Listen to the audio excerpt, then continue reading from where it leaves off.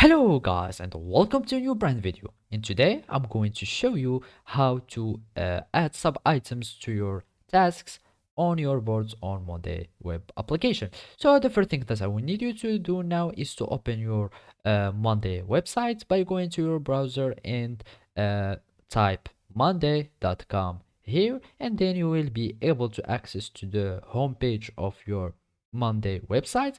Then you will need to create an account by signing up with your email and adding your personal information. And if you already have an account, just log in into it, and then you will need to follow these simple steps. And basically, the first step is to go to your board, to your working space, your board, and then you will have this view or your list view.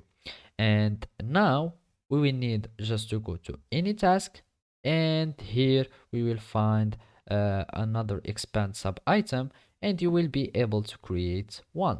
So all you need to do is to add the sub item that you want. So let's just have like this sub 2. Let's add sub 2, and you can add as many as you want of sub items, and each task can have a sub item if you want. So as you can see, let's just add something like that, and now a sub item will be created to your task successfully. So basically and simply, this is how you can create sub items or sub tasks to your board on Monday application. Thank you for watching and see you next time.